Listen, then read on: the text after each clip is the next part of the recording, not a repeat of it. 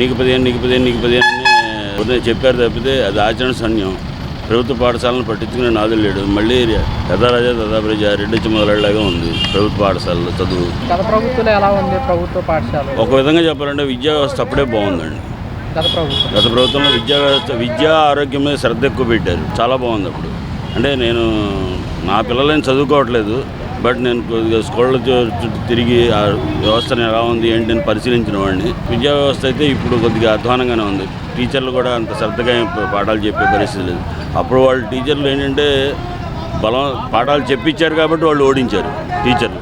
అంటే గతంలో English medium కూడా తీసుకొచ్చారు. అసలు ఇంగ్లీష్ మీడియం అవసరం అండి. ఇప్పుడు ఇంగ్లీష్ మీడియం తీసుకొచ్చారు కాదు, బతుకు తెరువు కోసం కావాల్సింది ఇంగ్లీష్ మీడియం. సాంప్రదాయక భాష తెలుగు భాష ఎంత అవసరమో బ్రతకడానికి ఇంగ్లీష్ భాష అంత అవసరం. ఇది నేను చెప్పింది కదండి, వెంకయ్యనాయుడు గారు చెప్పారు. ఇంగ్లీష్ భాషలో ఇప్పుడు డిగ్రీ నుంచి ఏ ఇంజనీరింగ్కో లేదా ఇంకో దానికో వెళ్ళినప్పుడు ఇంగ్లీష్ ఉంటుందా తెలుగు ఉంటుందా? ఇంటర్వ్యూస్లో ఇంగ్లీష్లో అడుగుతారా తెలుగులో అడుగుతారా? ఇప్పుడు ఏదైనా ఫారెన్ ఇంటర్వ్యూకి వెళ్ళాలంటే అక్కడ తెలుగు అడుగుతారా ఇంగ్లీష్ అడుగుతారా?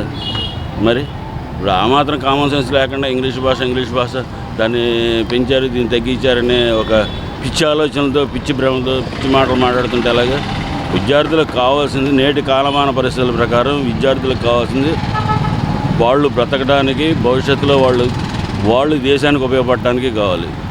ఆ భాష లేకుండా ఏదో మనం నేను తెలుగే అంటే గతం అయిపోయింది. గతంలో మన చిన్నప్పుడు నేను తెలుగు మీడియం చదువుకున్నాను, నేను ఇంగ్లీష్ మీడియం చదవాలి.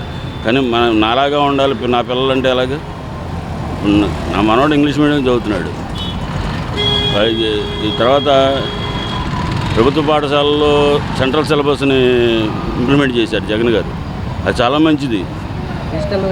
డిజిటల్ క్లాసెస్ పెట్టారు. అది చాలా మంది ప్రైవేట్ స్కూళ్ళలో డిజిటల్ క్లాసులు పెట్టారు. లక్షల ఫీజులు తీసుకున్నప్పుడు ఈ నాయకులందరూ ఏమైపోయారు? ఆ రోజున వాళ్ళు మాట్లాడుతున్నారు.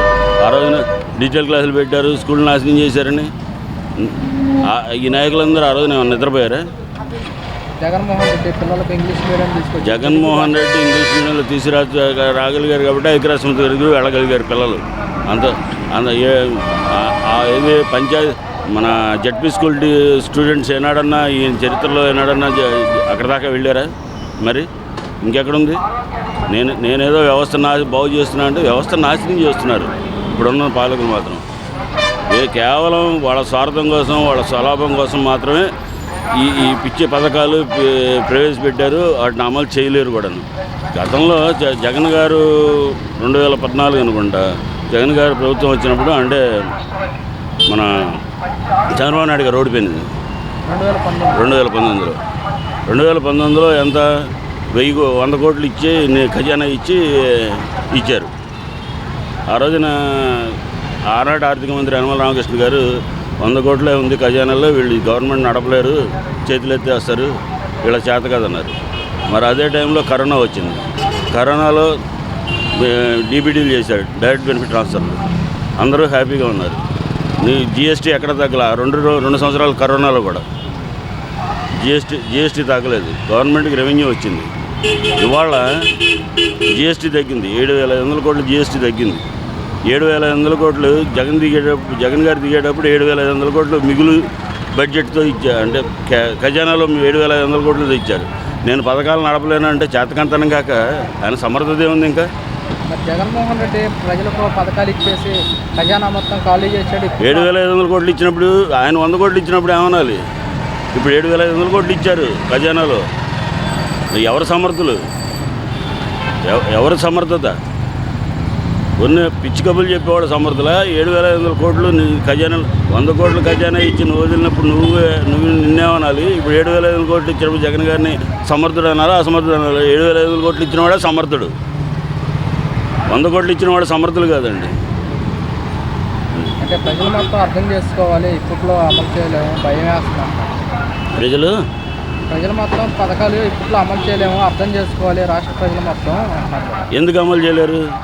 వృధా ఖర్చులు తగ్గించమనండి. ఇప్పుడు మొన్న ఏదో కలెక్టర్ మీటింగ్కి ఒక్కొక్క భోజనానికి 3,100 3,200 ఖర్చు పెట్టారు. మరి అటువంటి దుబారా ఖర్చులు తగ్గించమనండి. ఎందుకు అంతంతే? ఏం 300 రూపాయల భోజనం రాదా?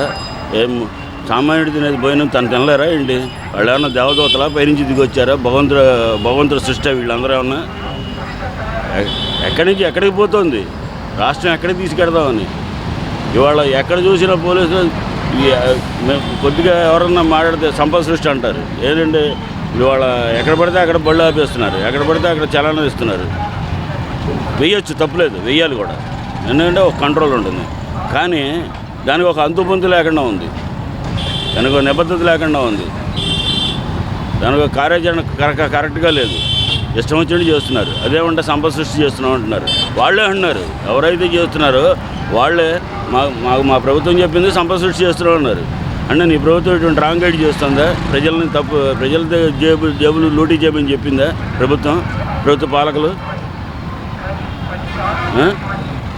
ఈ సెంటర్లో పట్టుకున్నారు, మళ్ళీ పై సెంటర్కి వెళ్ళేసరికి మళ్ళీ పట్టుకుంటున్నారు, మళ్ళీ పై సెంటర్కి వెళ్తే మళ్ళీ పట్టుకున్నారు. అంటే 3 చోట్ల చలాలని కొడుతున్నారు. ఇది పద్ధతేనా?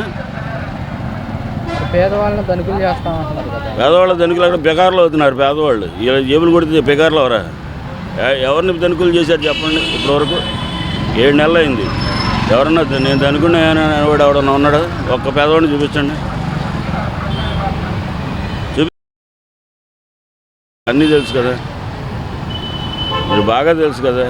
4 చోట్ల తిరుగుతారు, 4 ఏరియాల్లో తిరుగుతారు. పేదవాడు ఎవడన్నా ధనికుడు నేను ధనికుడిని అయ్యాను అనే మాట ఎవరన్నా అంటే చెప్పండి. ఒక్కళ్ళేడు.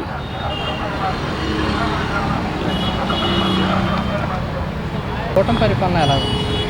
ప్రస్తుతం సంపద సృష్టిలో ఉన్నారు కదా, కనబడేట్టు బాగా చేస్తున్నారు. రేట్లు బాగా పెరిగినాయి, రేట్ల మీద కంట్రోల్ లేదు.